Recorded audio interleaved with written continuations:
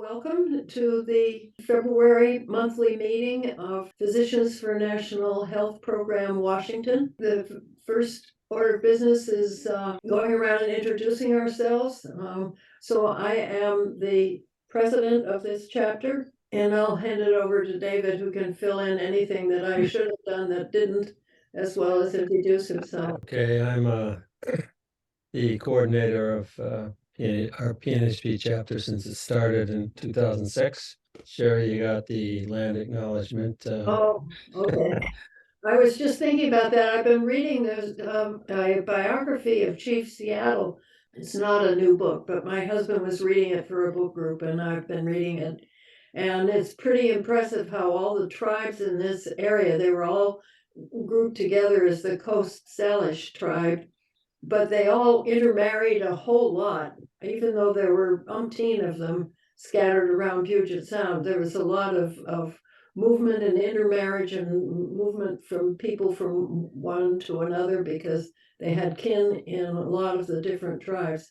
So I think the best thing to say is that the whole Puget Sound area was territory of the Coast Salish tribes for a very long time before the 18th century. Kathleen Myers, retired dentist, longtime board member of PNHP. Dana Iorio, I'm the vice president of the chapter and board member since 2006, along with David. Craig Garter, retired neurologist from Wenatchee, Washington, token East Side member. Oh, you're not just token. We're delighted to have somebody from the East Side, and it's just a reminder why Zoom meetings are going to be the way of the future. So you don't have Thank you very much. Pass in a snowstorm. My name is Hugh Foy, and I'm a board member since the chapter's inception, and I'm a retired general surgeon from Harborview. Retired family practice doctor, been member of PNHP Washington, PNHP for since I don't know when, a long decades. But I just want to say, because my husband is in the labor, also here, but not visible, because so anyway. So it's me and Paul. And this is Seth Armstrong. Yes. I'm a member of the board. David Loud, member of the chapter since 2006, active in Puget Sound Advocates for Retirement Action, Healthcare's Human Right Coalition, and very happy to be here. I'm Earl Adler, and I've been with the group since around, I believe, the Occupy movement, and just before ahead of that, and of recent been doing a signature gathering for whole Washington. Yeah, Chris Wong. I do primary care and internal medicine at the UW, and happy to be here. Good. Welcome. And Margaret Walsh. I'm just so grateful that you guys keep me in the loop. I can talk to a home care person today and introduce them to Medicare for All. I don't even leave my house much, but when I do, I talk about Medicare for All. Thanks. Hi, Margaret Carey with Working Families Party, but also a member of the steering committee of Healthcare as a Human Right. This is the meeting every year where we do the formalities of re-electing people on the board. I think everybody that's on the current board has indicated that they want to sign up again. Should we? Can you read off the names, and then we can vote on it? Sherry Weinberg, David McClanahan, Hugh Foy, Dana Iorio, Seth Armstrong, Kathleen Myers, Kathleen Randall, John Kearney, Andy Wellens, Betty Capehart. Okay, is there anybody else who should be nominated or who would like to be recruited to be on the board of directors of PNHP Washington? Well, it sounds silent out there. Be aware that if any of you are interested or know any friends who you think would be interested in participating, we would welcome their attendance and interest. Meanwhile, I think the slate of board of directors, would somebody please move that, or I will move that we elect the slate of board members. And do I have a second? Second. Okay. All those in favor, say aye or Aye. Aye. aye. Okay. If anybody is opposed, now's the time. Okay, we'll redetermine which officer of the board at our next board meeting, which actually is coming up this weekend. Well, a couple of announcements before we move on, so we don't have to deal with it at the end. I think everybody here is familiar with the ACO-REACH plan that CMS was trying to promulgate and has promulgated, and it started on January 1st, but due to organizing that PSARA and us and other organizations across the nation reacted almost violently to this and let our congressional representatives and CMS know that we wanted to stop this. There's too many, quote, bad actors already in Medicare Advantage, and they were going to be in ACO-REACH, and some of them are. So apparently CMS listened to us, and a few days ago let it be known that they are not going to take any more ACO-REACH entities into the program until it's evaluated. I think they're going to evaluate it after a year or two to see what happens. And also, they're not recruiting any more traditional Medicare patients who were moved into this program without their even consent or knowledge. So it's kind of been stopped in its tracks, but it's still going with this. I think there's 123 entities that were already in it as of January 1st this year, and something like 2 million patients. But they were planning to have 30 million patients by the end of the decade, and basically all traditional Medicare into this privatized ACO-REACH plan. So I think our organizing, which has been pretty intensive in the past couple of months, has borne some fruit there. So I think we can take a little credit for that, but we definitely need to keep advocating to stop it and end it immediately, which is PNHP National's position on it. Stop it immediately, but in the meantime, publicize the bad actors that are already in it and try to get CMS to remove them. I would like to ask any of you who find yourselves yanked into one of these things to let us know. I'm at risk, but I haven't heard anything that indicates that has happened to me. Because my physician at the polyclinic has been bought by Optum, which is an arm of blocking on them right now, but one of the big insurance companies. United Healthcare. United Health Group, yeah. And so far I haven't had anything happen to me, but I haven't needed much, so. A couple other things. On March 20th, Ed Weisbart, who's a fabulous presenter, PNHP National and on the national board, is going to be presenting a webinar on March 20th for PSARA, and us were co-sponsoring it. Don't let the privatizers take over your Medicare. So we're trying to publicize that and get as many people to join that as possible. One quick point, I couldn't take it any longer this morning, so I penned an op-ed, or not an op-ed, but a letter to the editor of the Seattle Times, and we'll see how that flies, but it's about stopping ACO-REACH, and I'll send it to anybody who wants it. Yeah, it's in reaction to a op-ed in today's Seattle Times by the Paul Krugman. So hopefully it'll be in there by the weekend. Yeah, Krugman is just a nice historical rendition of how, yes, they have the Republican Party has opposed Medicare, and he breaks it down year by year, which is pretty amazing.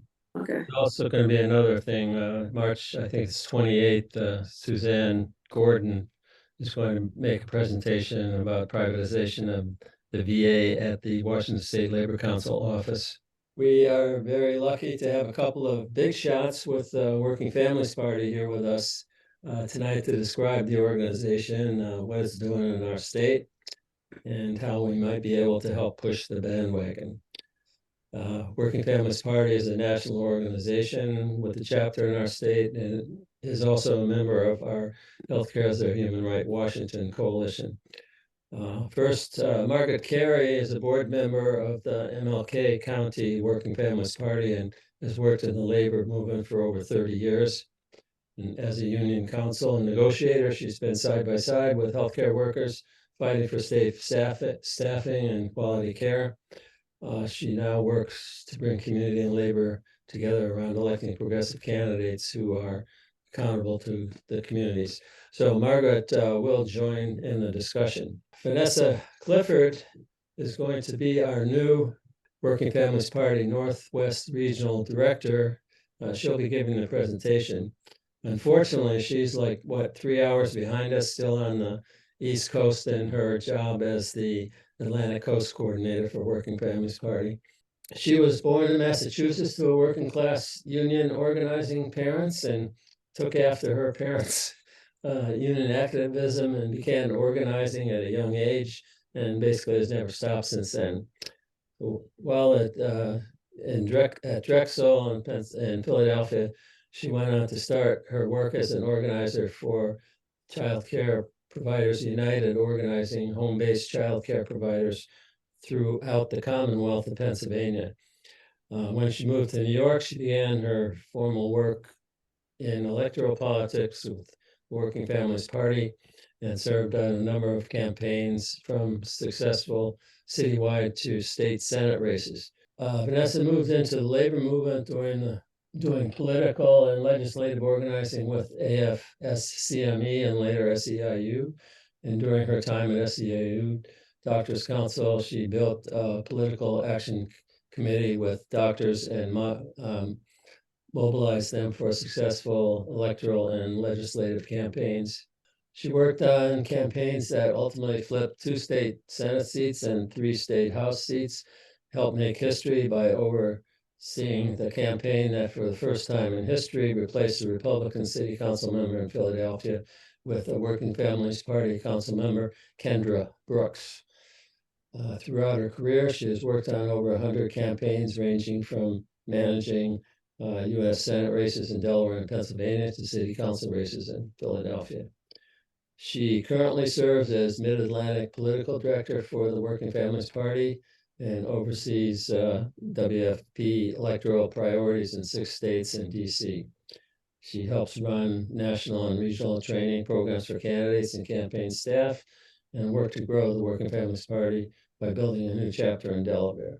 So we're very lucky to have Vanessa here coming to the Northwest in just for a visit, a short visit, and then full-time in June, as I understand it. So we look forward to working together with you. So welcome. Yeah, thank you so much, and thank you. Maybe that introduction was a little bit long. I just sent I only had one bio, so I guess it's had to write it for a U.S. Senate race I managed. But I'm so happy to be here.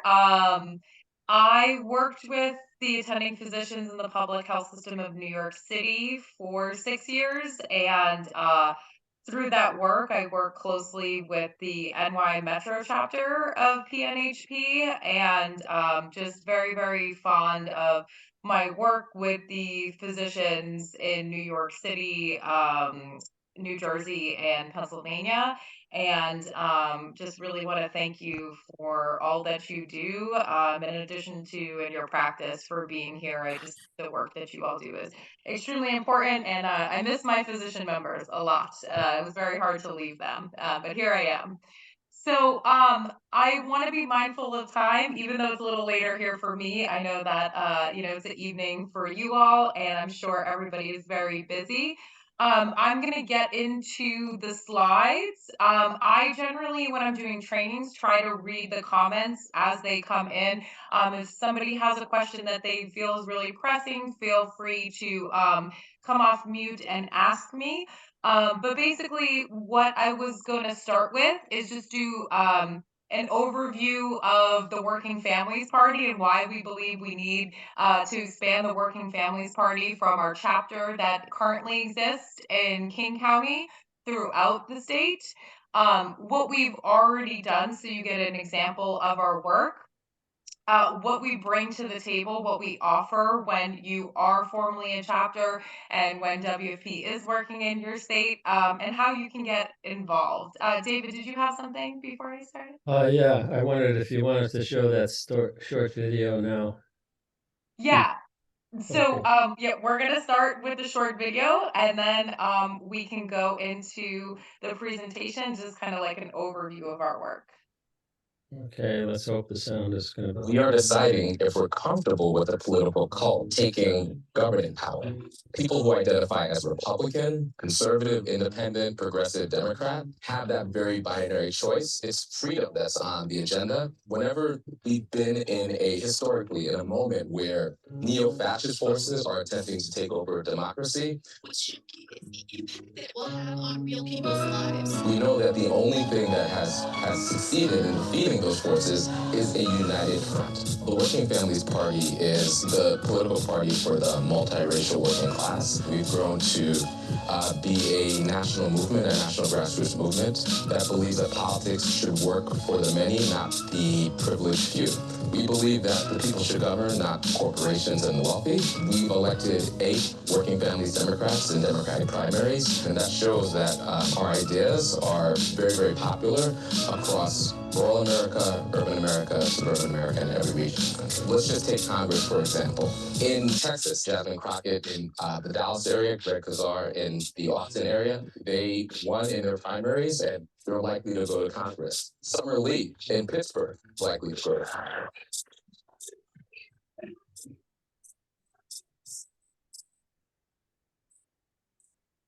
Damon Skinner in Oregon, a rural district where she challenged a longtime incumbent that, as a Democrat, defied his own president and aligned with the pharmaceutical companies. Jamie McLeod Skinner defeated this longtime incumbent first rater. What combines all of these candidates is what progressives believe. People who we disagree with should be able to afford health care, should be able to live in safe communities, should be invested in. When they're at the workplace, they should be able to organize if they want to. We should be able to struggle and disagree on the issues and live in a society where our values and our ideas can't lead to political violence.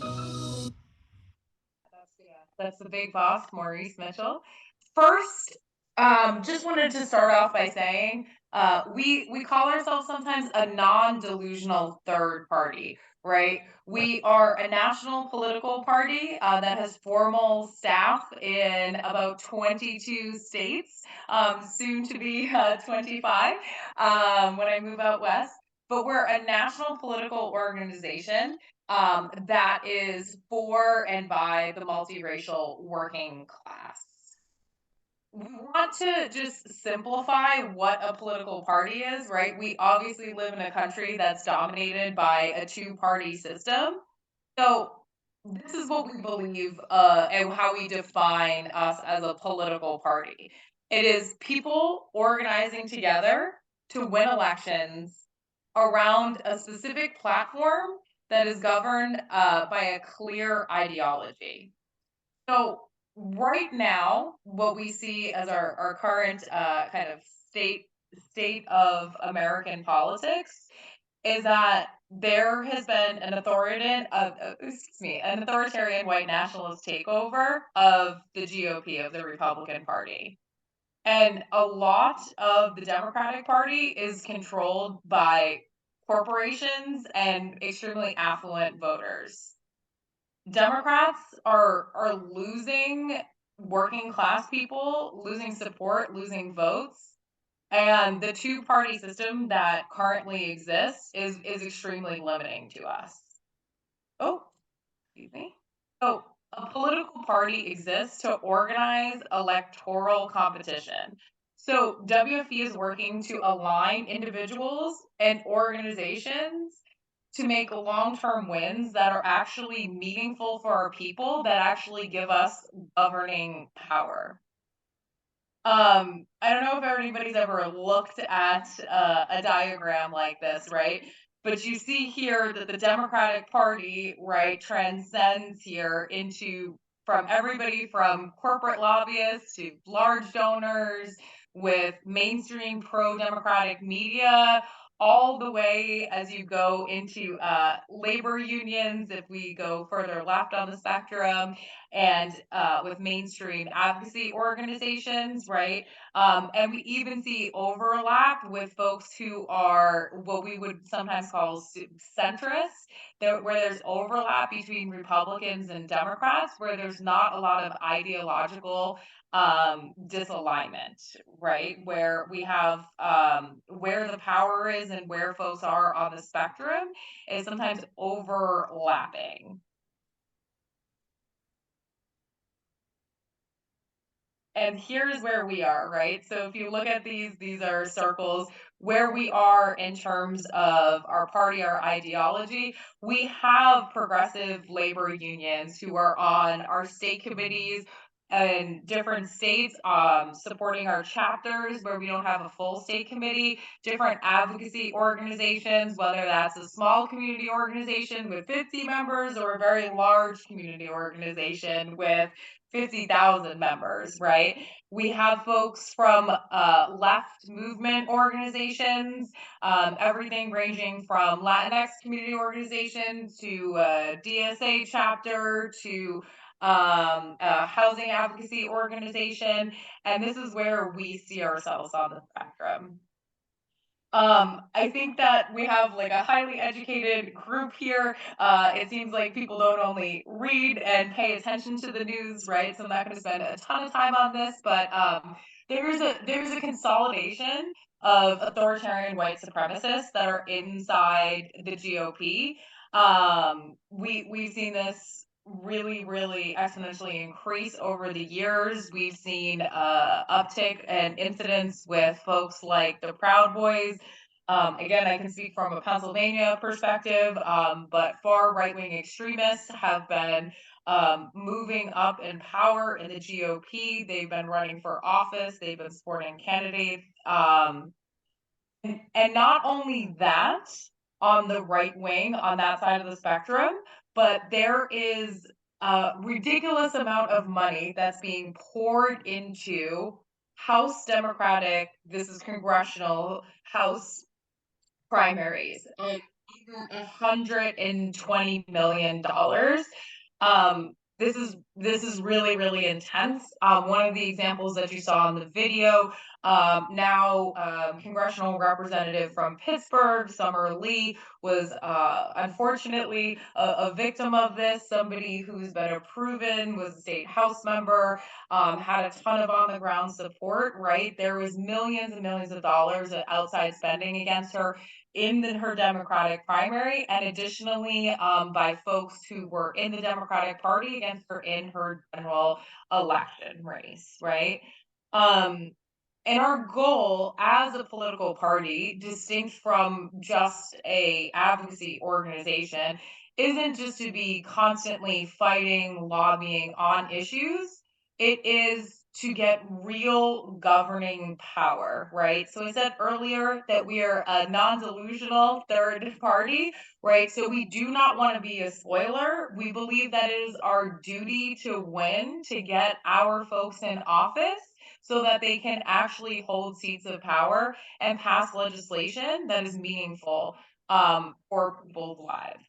So this is how we break it down, but just in simple steps, elections are a critical movement tool towards building power and getting the goods for communities. Elections are not enough to make real change on their own, but they are absolutely an essential intervention. We believe that we need more of our folks who are reflective of our values, of our communities, that are actually in office. So we're 1,000% committed to working to recruit and train candidates and give them the tools and resources they need to be successful to deliver for our communities.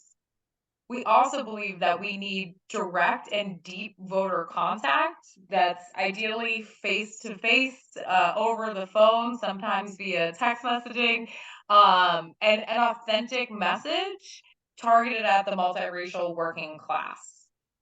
We know that people are sick of politics as usual and don't trust people. We want to be supporting people and advocating for people and helping them get the resources to get in office who are actually going to be trustworthy and accountable.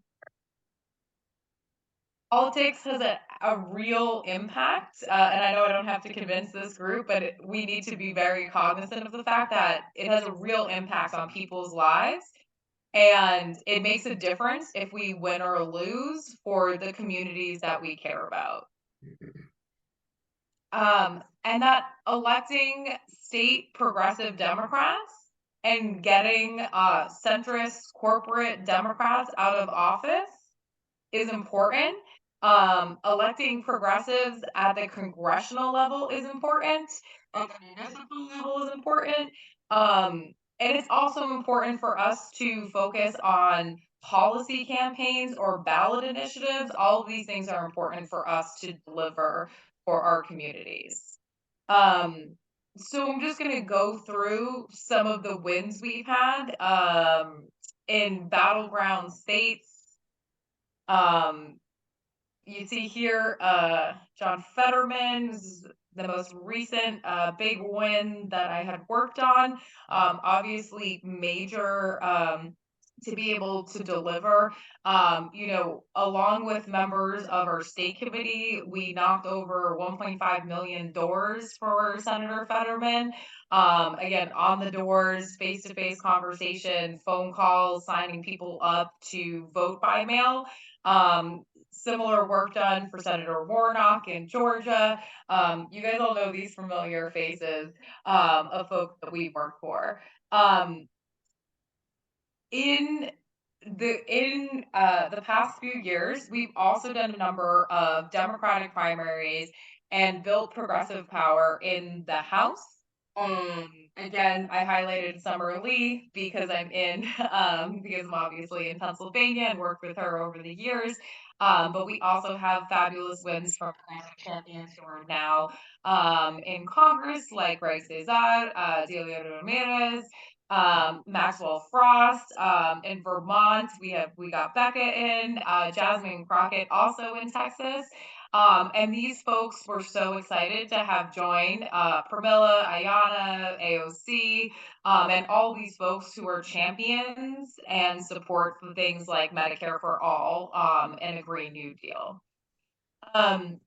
We've also had key wins in gubernatorial races, which is extremely important in the states that we've won, whether it be Pennsylvania, Arizona, New York, Wisconsin. And then Working Families Party champions elected to the state legislature. Again, a lot of this I don't have to explain to you all, but it's extremely important, especially as we've seen what state legislatures have done around choice, around protecting our democracy. We know that we need champions at every single level, not just in Congress, but in municipal and state governments.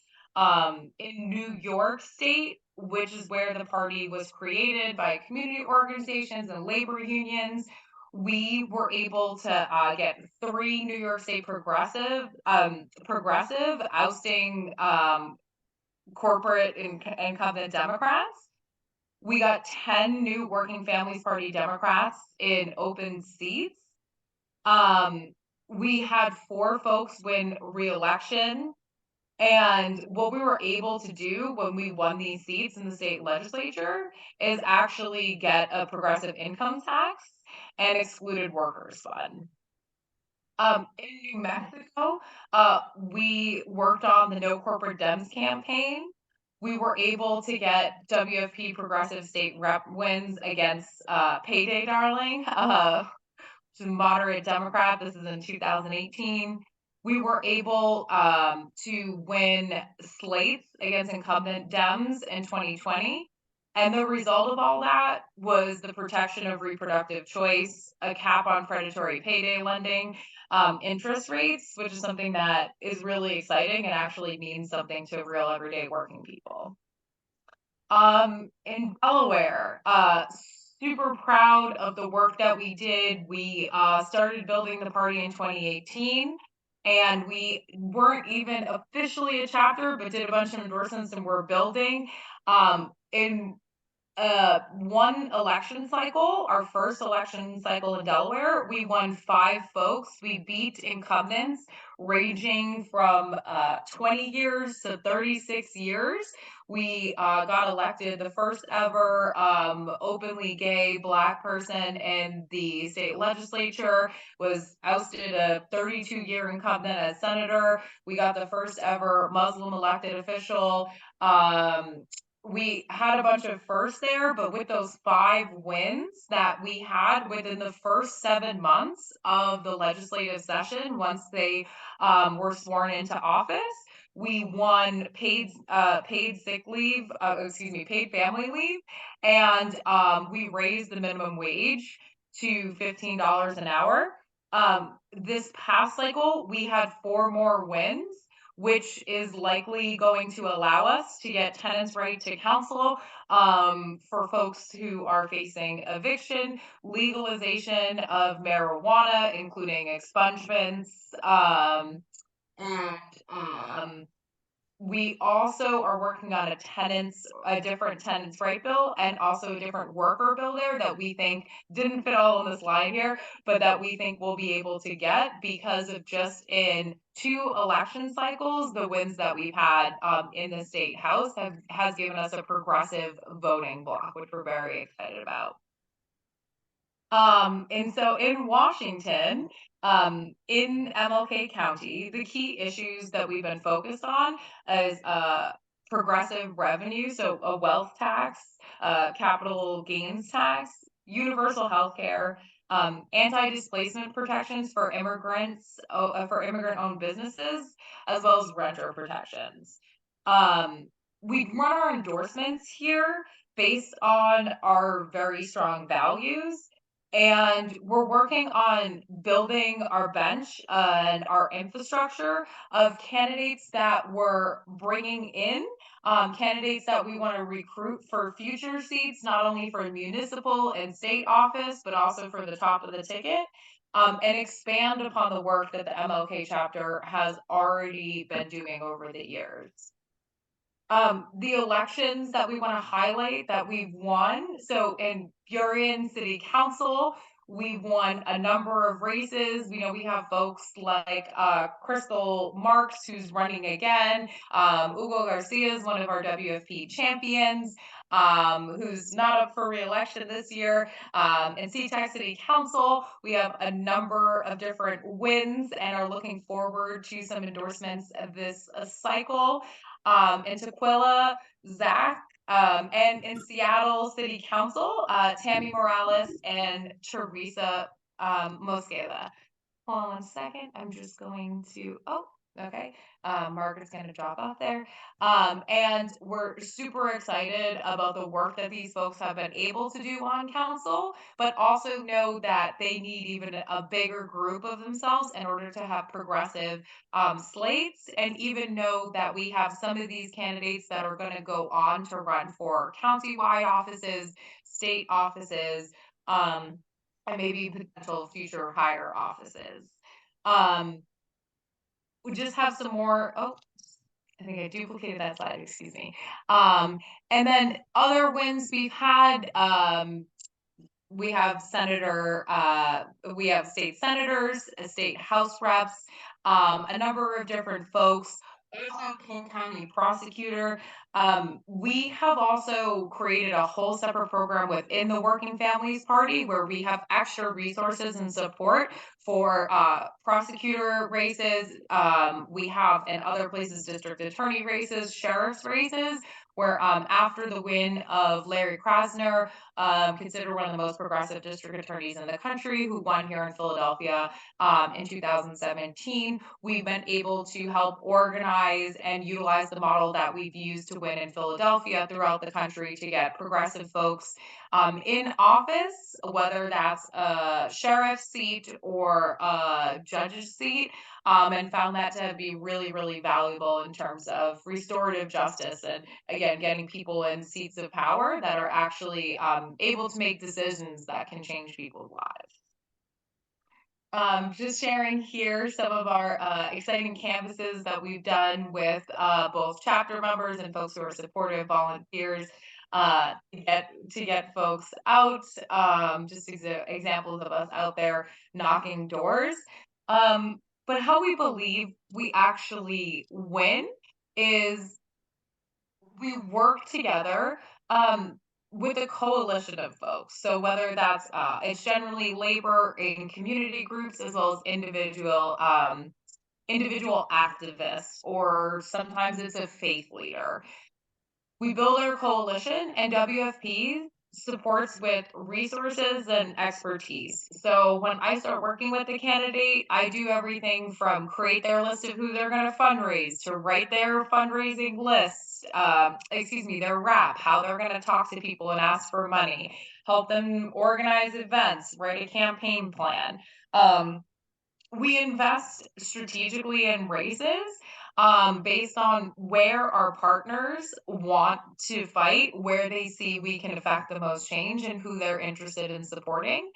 Um, and we work for progressive, and again, within the Democratic Party, progressive folks who are going to oust corporate Dems and make sure we're clear in terms of strategy and targeting, so we know that we're going to find great candidates and fight for them where they're going to actually be able to win, and oust some folks that are not good on our values.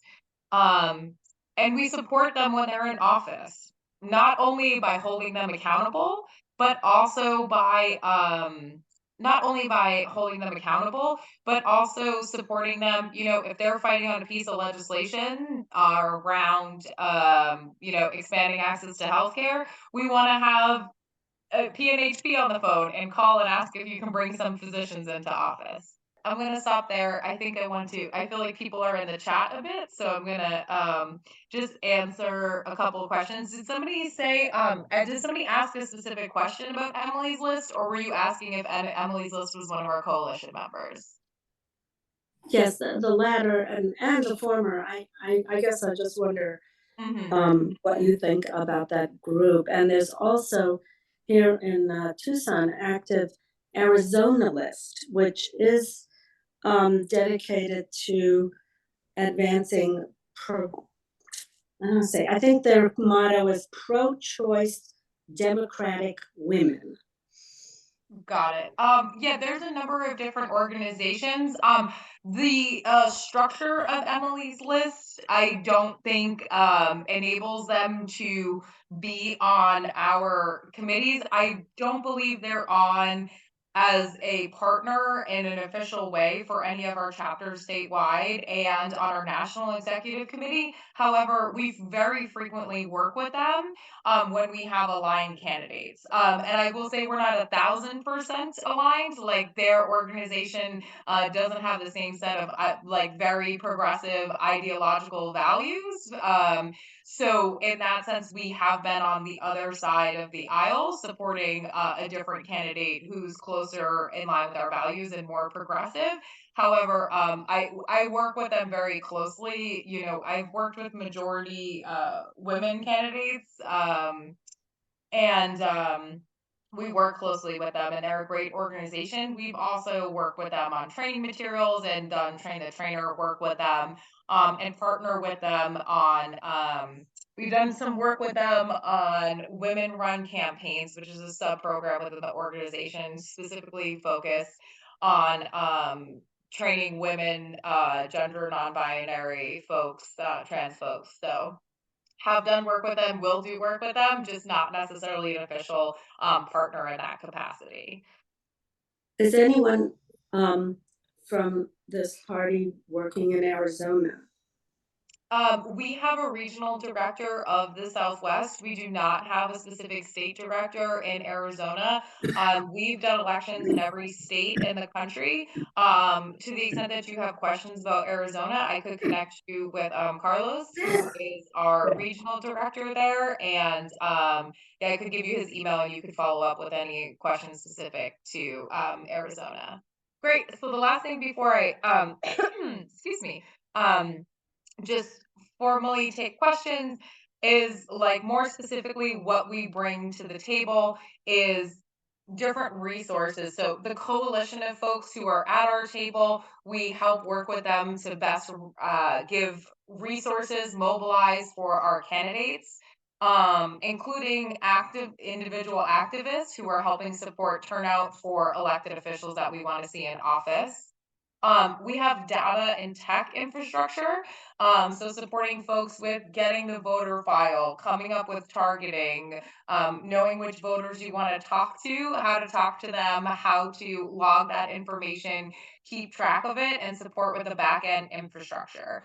Our ideological support, we have the People's Charter, which is it's basically our ideological platform. We have a number of different elected officials from every level of office who sign on to that. And we're also capable of working with candidates and supporting policy, whether that's writing policy or discussing policy, how to talk about it, filling out questionnaires, things of that sort. We, again, have a number of different ways which we support electeds and candidates. We have experienced staff, and we have a brand, and I think, and a structure and money to support candidates, right? If we have a great candidate, we have the infrastructure to support and raise candidates.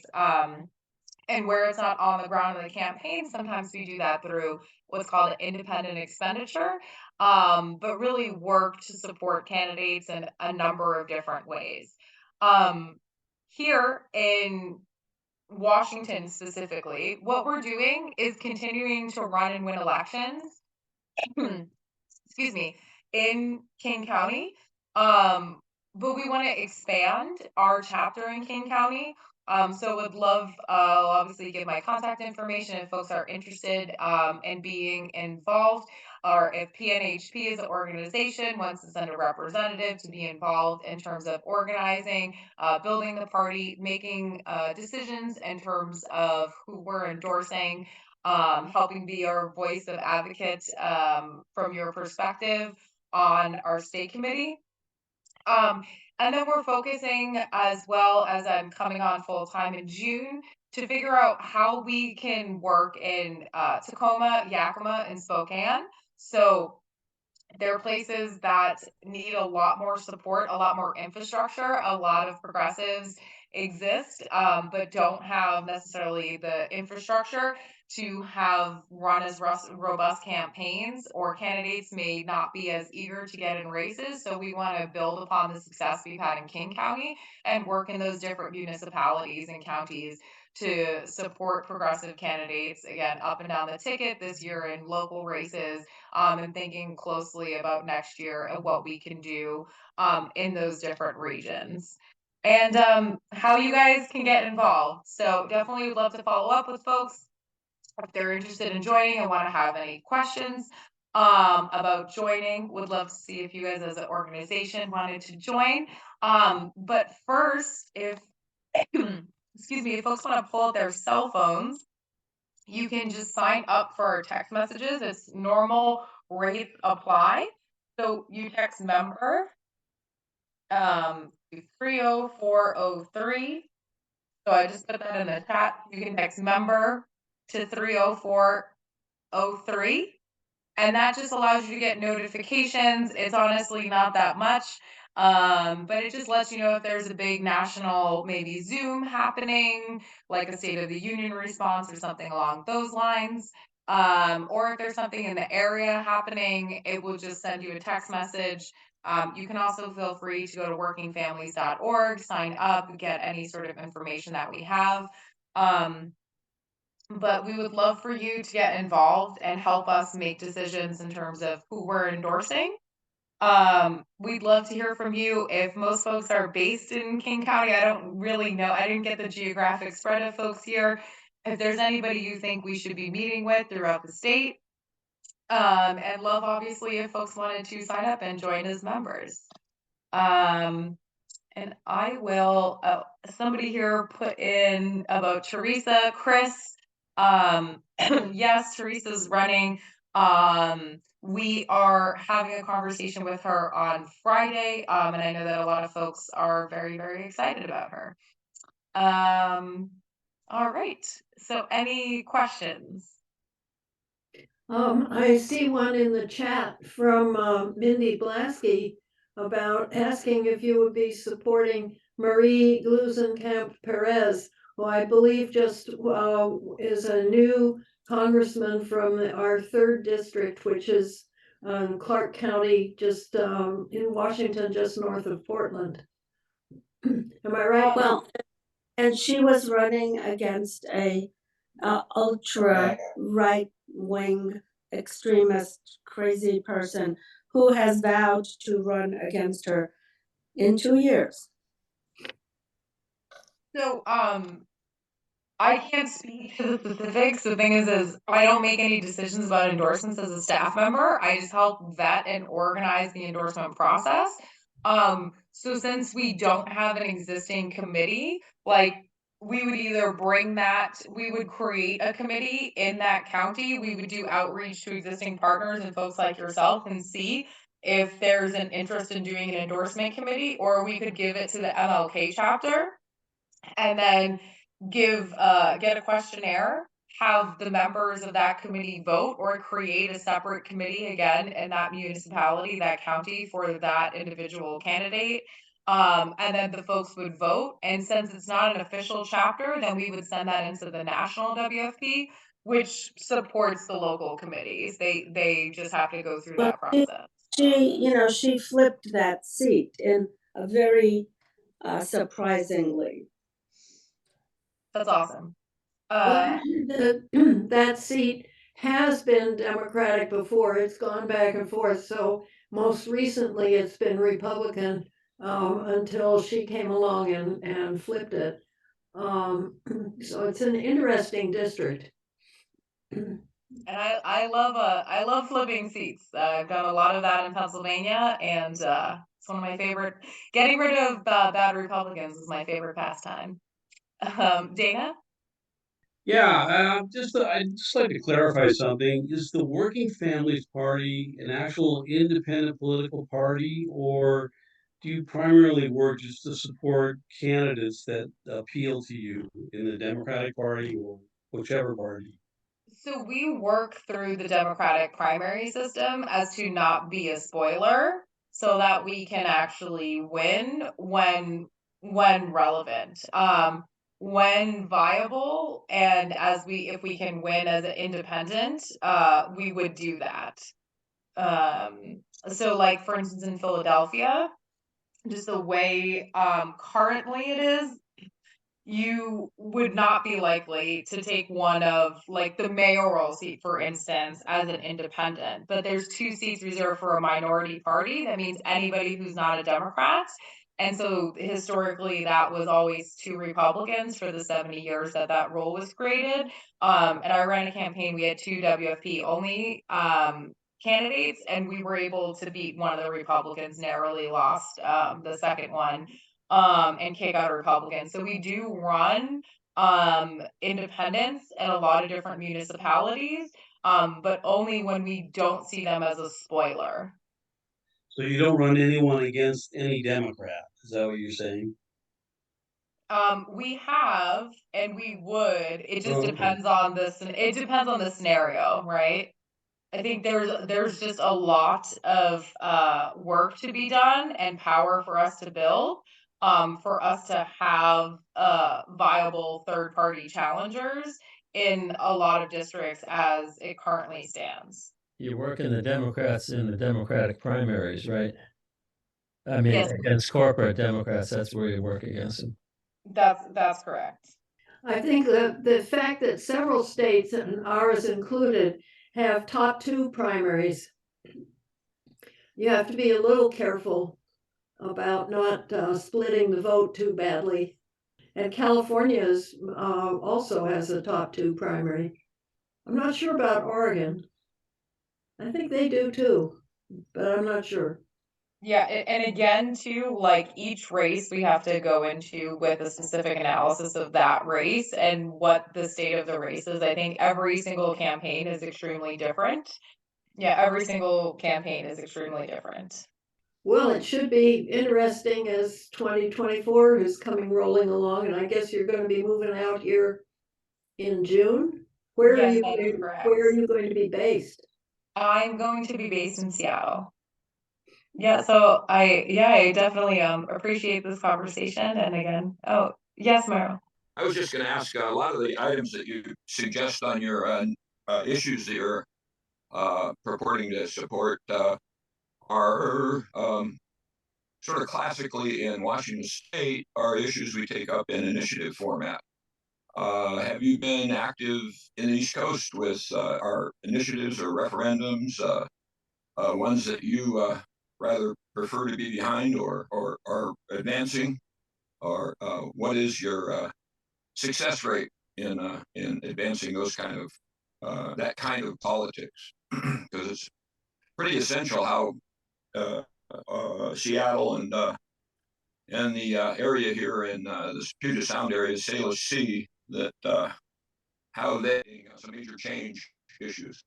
Yeah, so in so I guess particularly my individual experience with ballot initiatives is somewhat limited in Pennsylvania, where I do the bulk of my work, just based on the fact that most of the time here you're fighting against Republican ballot initiatives. So it's not like we've pushed, because the state legislature, until we flipped it this past cycle, was Republican controlled.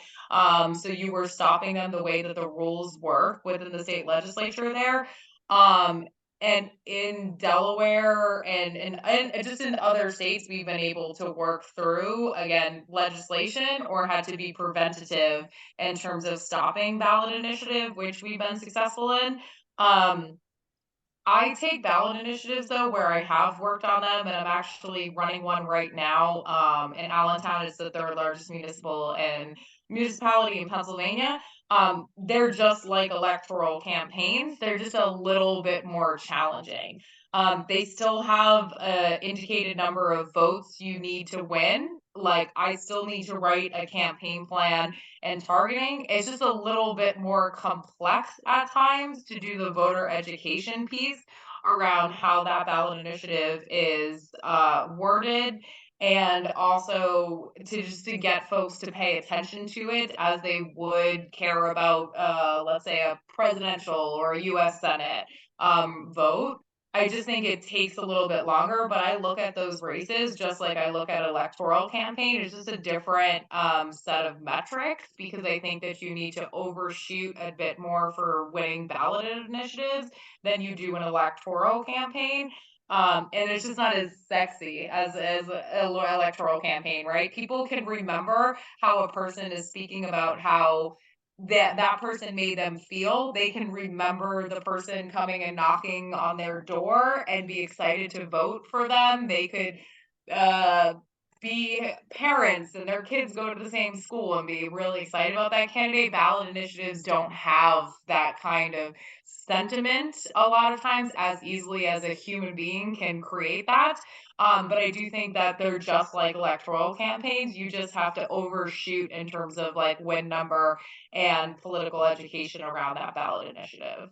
So there's a question in the chat from Hugh Foy wondering about how WFP is approaching the California Senate race, where we just heard today that Dianne Feinstein is not going to run again. And there are already two people who have filed for that Senate seat, Katie Porter and Adam Schiff.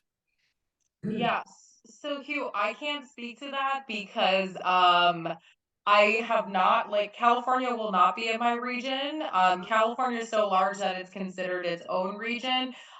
We do have several staff members there. We just officially became a party there in the last couple of years. However, they have their own process and set of bylaws. So it's also not our staff in California who make the decisions as it relates to endorsement. our coalition, like our table, our state committee in California is comprised of progressive labor unions and community organizations, individual activists. So that governing body of the Working Families Party is going to make a determination based on, you know, their process and their set of rules. I'm happy to follow up and ask, but I'm pretty sure that they haven't done a process yet. It is a bit early. I would think it would be early. It's possible that they would do an early process if their state committee decides to.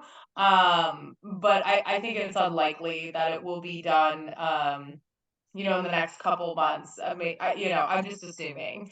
Um, yeah, so I can't speak to that. And again, we don't as staff make the decisions on endorsements. We just organize, help vet, and provide you folks who are making the decisions about whom we're endorsing, like all the information you would need to make the best decision.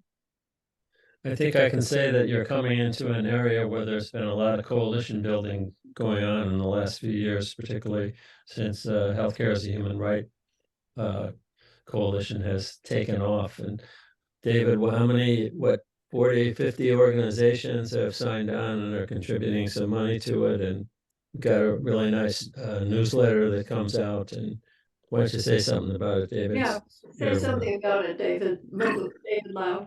Well, the Healthcare as a Human Right Coalition was formed back in 2013 at a point where, and it was formed a labor community coalition, and the state labor council, which had at the time a wonderful president, Jeff Johnson, helped to form that, as well as PNHP. And it was at a time when Affordable Care Act was being implemented, and it was clear that there was not the political will in Congress to go further than the Affordable Care Act to achieve universal health care or anything like single payer or Medicare for all. And it has gradually grown over the years, and at first was focused on trying to achieve universal health care at the state level. But after Trump was elected and the Republicans tried to move against Medicare and Medicaid and Social Security and Planned Parenthood and so forth, the coalition pivoted and embraced Medicare for all as our North Star, you may say, of health policy. And we've developed now, we have 42 sponsoring member organizations, another 18 or 20 allied organizations that endorse our principles but are not voting members of our coalition. We're playing an active role. I think the thing that is unique about our coalition at the moment is that we're the one group that is active at the same time at the state level and the federal level. So we're working very hard at the state level on advancing health coverage, health equity, and also at the same time campaigning at the federal level for Medicare for all and anything that we can achieve along those lines along the way. And David McClanahan and Margaret Carey and I all serve on the steering committee of our coalition. So what more, David, what more, Margaret, might we say? Well, do you know Chuck Panaccio? He's like a Philadelphia, Pennsylvania guy. The founder and leader of One Payer States. You familiar with One Payer States? No. Okay, very good. He's going to be moving into this area about the same time you are. So. Okay. Well, I didn't know that. So we're going to get him. We have to recruit him into PNHP. Oh yeah, well, he'll be staying with me for about a month while he's looking for a permanent place. Oh, that will be his rent. So you will definitely be meeting him. Okay. Yes, well, on that point, thank you for the cue. Let me expand on that just briefly.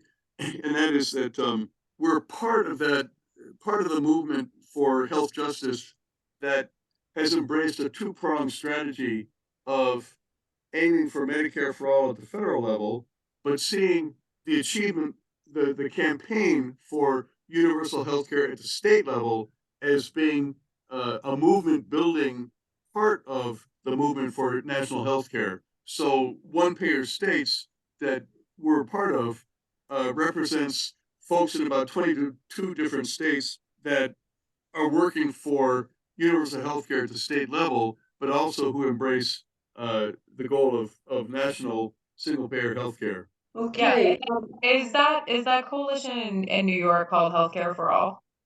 No, it's different. Oh, okay.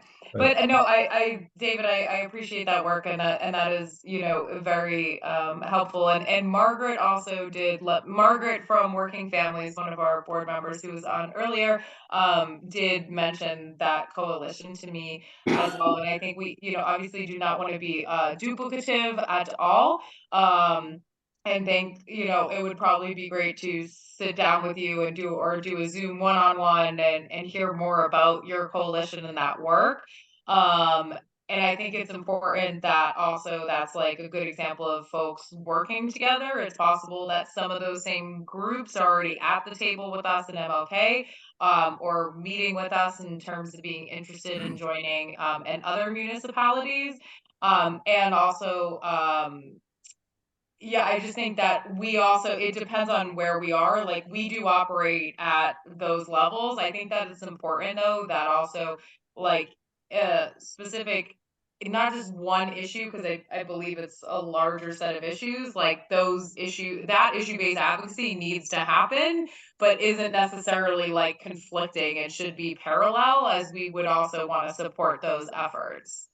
Yes, and let me say that for the last couple of years, our coalition has been very clear that healthcare doesn't stand alone, that it's part of a broad agenda for um, achieving a decent democratic society, and that we don't have a chance of winning what we are after in healthcare if we're not also uniting with the movements for racial justice and climate justice and gender justice and so on and so on. And so we're trying to be a useful partner in that regard with other movements. okay, Margaret Walsh, you have a hand up. Would you like to ask a question? Oh, I just want to say thank you, thank you, thank you. I remember the first time I heard Working Families Party, I said, how insightful is that? And I'm glad to see that you are using ingenuity and keeping it going and bringing it here to us. So thanks for your steady. I have a question, and I really apologize if I fade out for a while and I missed, Vanessa, what you may have said about it. When Margaret joined our steering committee as a representative of the Martin Luther King County Working Families Party, that changed, and now the Working Families Party of Washington, we understand, is one of our members. So, did you talk earlier? And I apologize if I missed it. Did you talk about the development of the party on a statewide basis and where you are on that track? Oh, that's a great distinction. So we exist formally as MLK chapter. I'm coming on as the Northwest Regional Director, and I'll have Hawaii and Washington and Oregon. Odd regions, right? Like right now I have Ohio and I'm the Mid-Atlantic Political Director. You know, it's we're building, we're growing, right? But the MLK chapter is officially a chapter. What we're doing is having conversations like these, meeting with folks in Tacoma, Yakima, and Spokane, led by some organizers both on the ground in those municipalities, as well as in our MLK chapter. And I just talk about like what could be Washington WFP. There is no Washington State Working Families Party. There's like the work that I, as a Working Families Party staffer, am going to be doing in Yakima, Tacoma, Spokane, to see if individuals are interested, gauge their interest, hear about their issues, and bring them resources and staff and support to build in those geographies. And eventually there may be an exploratory committee to create a state chapter of the Working Families Party. But as of right now, we're just doing one-on-ones, gauging interest of folks in those different geographies, seeing, you know, where folks are at.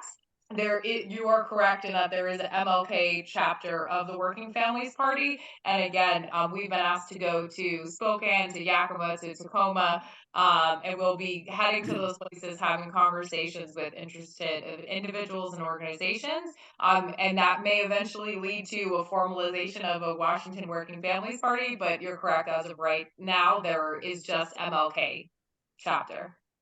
Okay, well, that's helpful. Thank you. It's 11:30 where you are, Vanessa, huh? 11:21. But organizers never go to sleep before 2 a.m., right? You know, I get 8 hours of sleep. I think I'm the only person in politics who does, but Good for you. I get 8 hours of sleep, but it's compacted day. It's a lot in a day. Well, we really appreciate your lending your time and expertise to us. I think we've all learned a lot about Working Families Party, which has just been an acronym for many of us at this point. Yeah, well, David, I'm happy to also send you over the slides.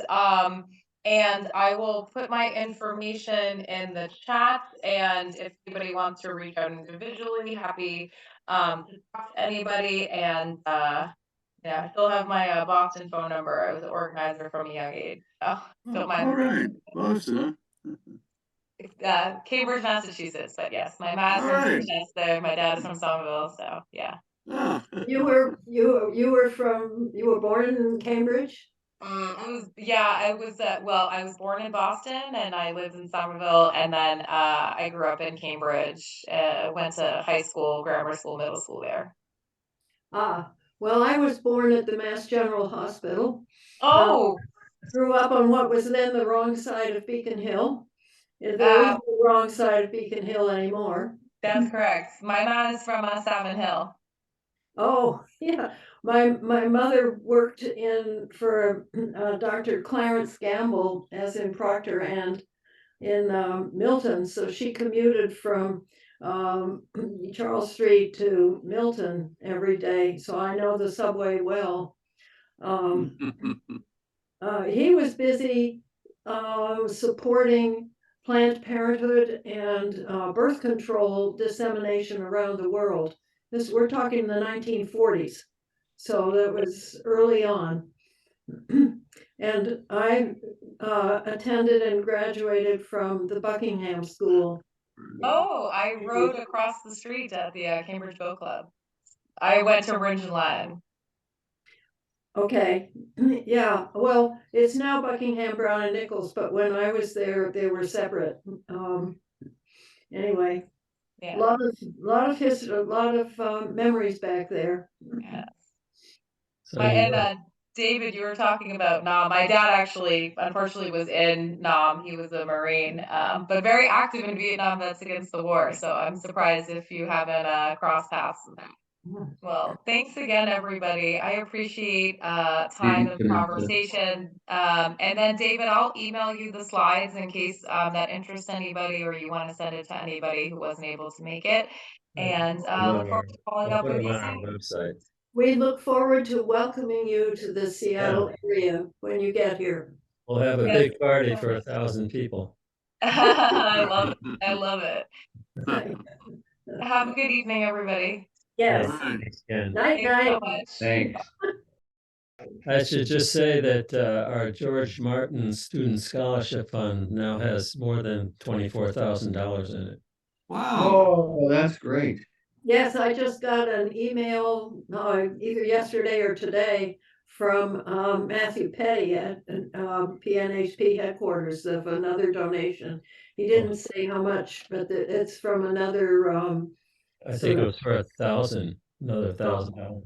So John Kearney, unfortunately, studying for exams, so he wasn't able to be here tonight. But we've got to light a fire under him to get the SNAP chapter going at UW again. Yes. Let me just chime in a little bit. I'll give you a little bit of the lay of the land, what currently they're doing now as students. You know, they've changed the curriculum considerably at UW. So now they do the first year, and then the second year basically ends at Christmas. They then go into hiding to study for the board exams.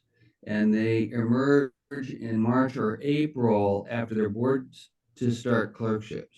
In terms of them being together as a class, that occurs only for a year and a half. And then they're dispersed to whammy land. I've been thinking about, talking to Matt Holland again over in Spokane, but those are kind of the realities that we're up against, and I will see if we can generate some interest in the first year class, but the second year class is already obsessed with tests, and then they're off to their clerkships. And I think that's where John Kearney is, isn't he, a second year now? I think he's still first, isn't he? Yeah. So he'll be around in Seattle for another year, but we'll have to have him and Chris Wong and some others at the medical school keep a wary eye to see if they can generate support amongst other first year people. And as the incoming class enters, which won't be until third week of August. Well, we have supported SNAP students in the past year, how much, like $800 or $900 to help them fly to the annual meeting in Boston and to support some activities they've had in classrooms and here and in Spokane, and I think Yakima maybe. So there is that money available.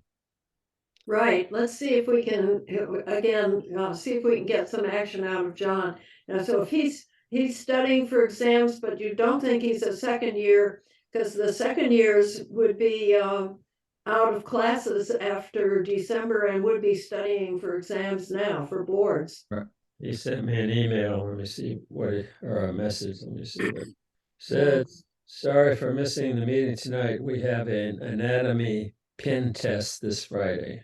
Oh, okay, that sounds first year. Oh, a pin test. What's a pin test? They have a pin in something and you have to identify what the something is, right? Oh, we never had that. We never had anything like that. That's funny. Yeah. David Loud has a question. Oh, sorry, David, I didn't see it. It's quite all right. It's quite all right. I just wanted to make sure people see that I put into the chat a link to a new article by Don Berwick, which I think is very valuable. The title of it is Salve Lucrum, which in Latin is Hail Profit. And Salve Lucrum, the existential threat of greed in U.S. healthcare.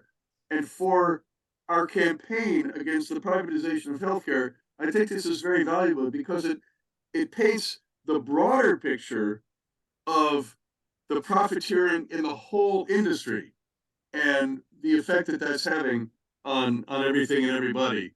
So I just want to recommend that article. I just found it today. It was sent by somebody in the One Payer States group. Yeah, what was it published in?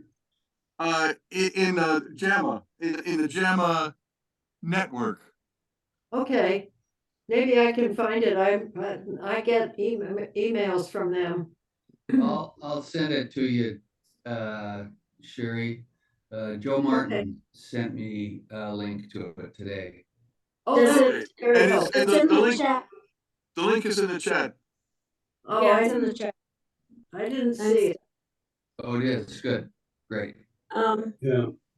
Does it talk about venture capital taking over healthcare institutions?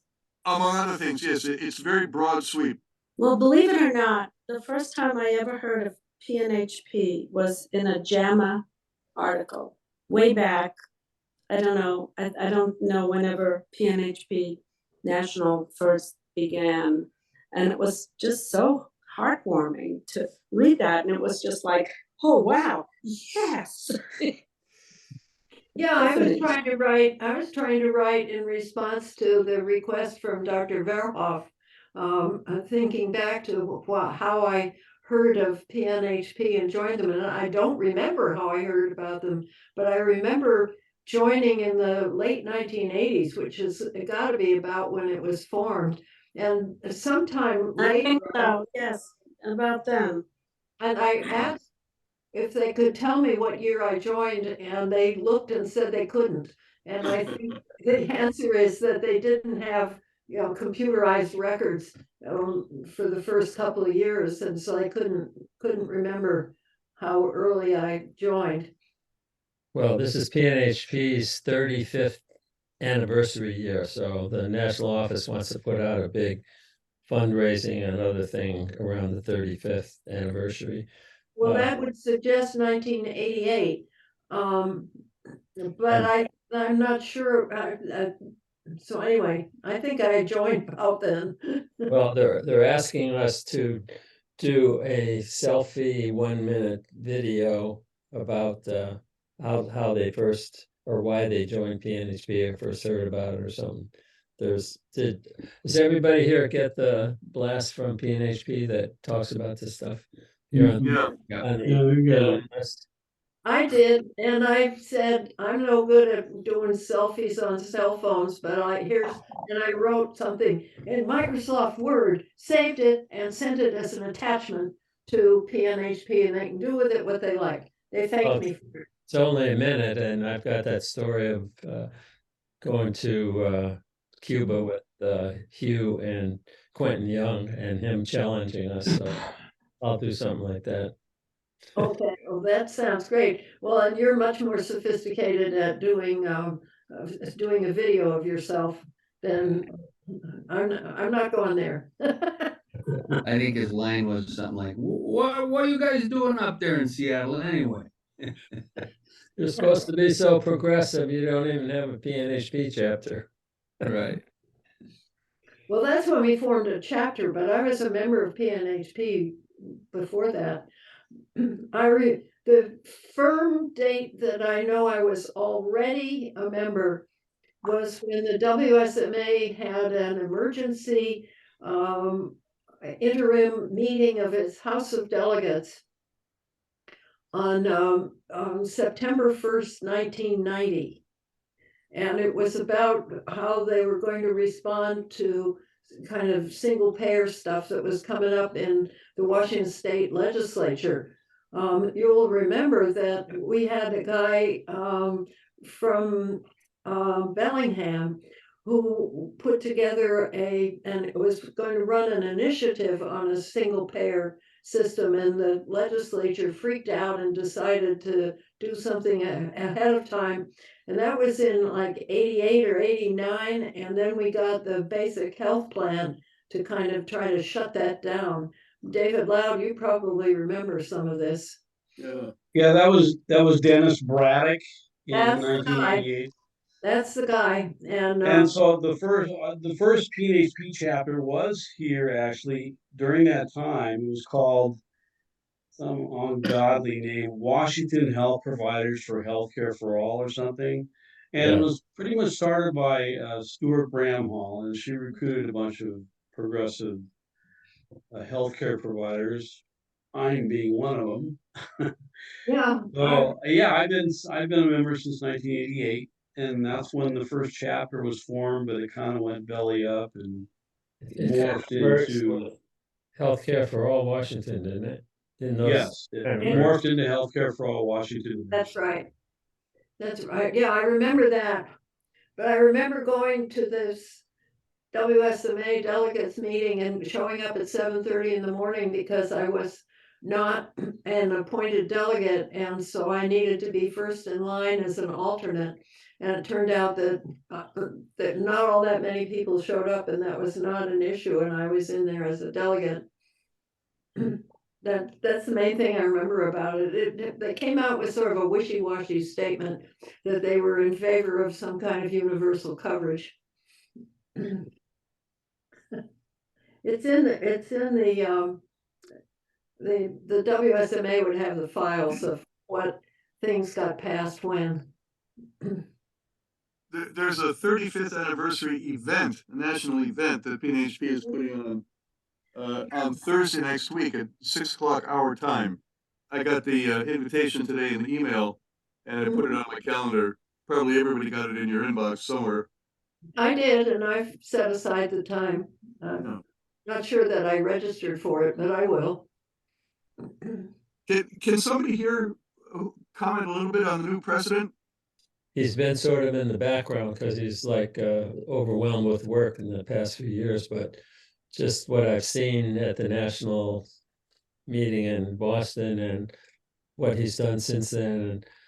And there's two national kind of activist meetings every month. One is for the board members and advisors that I go to, and then there's one for activists that involves other leaders around the country.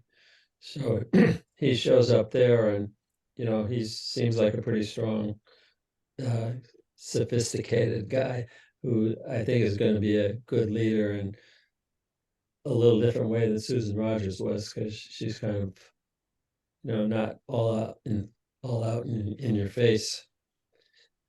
Where is he based? In Hawaii. Steve, what's his name's Steve Kimball. Steve Kimball's son-in-law, and I think they live in the same. Oh my. Little incest going on here. Well, it's interesting. Verhoff is not all that common a name, but one of the things I remember from my childhood was I needed glasses at age 3, and the ophthalmologist that I was taken to at the time was Dr. Verhoff.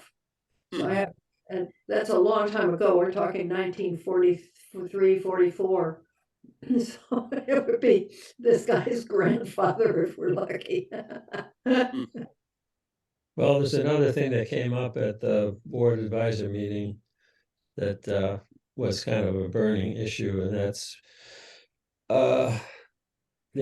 hopefully PNHP can speak with one voice, but they don't want to muzzle people who don't agree with the national policies, such as Anna Malinoff and a couple other people were against the position on ACO-REACH, the bad actor strategy. So that was talked about in depth, both that bad actor thing and what to do if PNHP spokespeople disagree with the national quote policy. And we've got a couple of people on our board that basically disagree with most of what the national board says.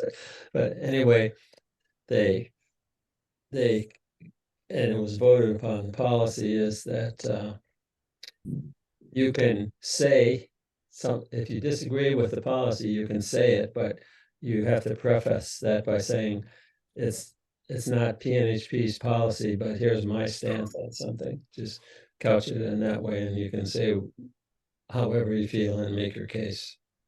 Well, and I think it's important to remember that you can speak out as an individual at any time, but you can't speak out as a member of PNHP, let alone a leader in the Washington chapter, without being part of a group that supports that. But you can, like Dana can say, I hate such and such about a bad actor strategy, but PNHP's policy, I'm speaking, PNHP's policy is different, but here's my opinion. Yeah. So you just have to make clear that if you say something that goes against what the national organization has more or less agreed upon, you just make that distinction. Then you can say whatever you want. Preface it with, you're not a spokesman for, or a spokesperson for PNHP, but here's something I need to say about it. Yeah, but you can still, people will know you're a member of PNHP and maybe a leader of PNHP. Well, that's true, but you shouldn't put it out front and center. You should preface what you're going to say by saying this isn't national policy, but here's what I think. Yeah. So that was voted upon, and everybody more or less agreed with that. Because there was that, bad feelings around the initial Pramila letter, and the policy committee of the national board said they were going to be neutral on it, and that pissed off a lot of people. And then eventually there were 2 more letters before the final one that PNHP said, okay, we can agree with this. That was the final letter called for the end of ACO-REACH, but also talked about the bad actor strategy, that's now PNHP's national position. You can go with the bad actor strategy because that helps weaken ACO-REACH. And we don't have the strength to end ACO-REACH now, but we can still call for the end of it. What is bad actor strategy? What I'm missing something here. Oh, these insurance companies have been, indicted for fraud, and many of them had paid fines to CMS, and there's a whole lot of them. Some of the biggest ones, United Healthcare, and I think Molina, or some of the big And ones. Kaiser too. Guys, yeah. So they've done things they weren't supposed to do, and are screwing over their patients. So whose idea is to strategy? call these people out and let them know that the bad actors should not be involved in Medicare Advantage or ACO-REACH. But the counter argument is that the problem really isn't the bad actors. The problem is the incentives built into the program that will continue to create bad actors. Exactly. And that's the PNHP position. Yeah. Why it should be ended. But I think the advantage of the bad actor strategy is it gives a hook to get people interested in what's going on with all this cheating and profiteering and all of that. And that then gets their attention. We can say, we have a system that fosters this because it's built on a business/profit seeking model. I think part of the idea was to get other members of Congress to sign on and understand what a bad thing ACO-REACH was, as well as Medicare Advantage. Just keep pointing it out how they've been indicted and paid settlements for fraud. But don't you think by just calling out bad actors, you implicitly are kind of approving of the program, right? At the same time, say we don't want anybody to play in our game, and the assumption, well, then it must be a good game they want to play in. Where these are bad people, very bad people, lining up for a bad game, a horrible scheme. But well, I this is think what you can use PNHP that. settled on this to ask for the immediate end of ACO-REACH, but to call out the bad actors is going to drive more Congress people to sign on to, getting rid of profiteering and privatization of Medicare. Yeah. The other thing I wrote, Phil Verhoff, today, in that, I don't know if any of you looked at that one-page flyer, they said download. Nowhere on the flyer or in a lot of the communications do people actually spell out the REACH acronym.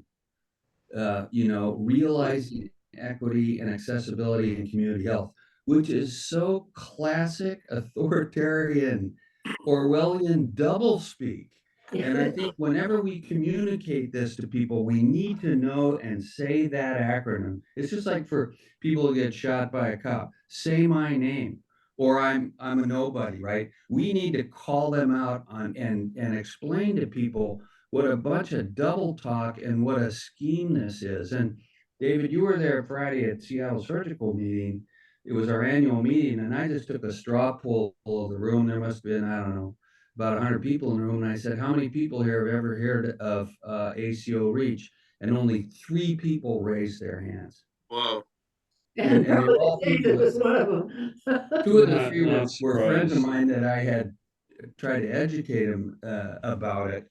But the standard practicing physician has not even heard about this. So I would just encourage everyone, and the other thing they didn't put on that one-page flyer was that it was sponsored by PNHP. I mean, we spent thousands of dollars with Passara to put these full-page ads in the papers, and it's still amazing the level of ignorance of people out in the public. Right, and so you have to have something that catches their attention so that their ears are open to hear the rest of it. Right. And it the has- problem is finding that hook that will catch their attention.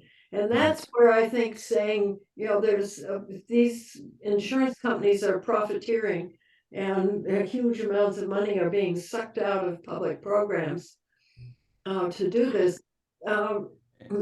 Tends And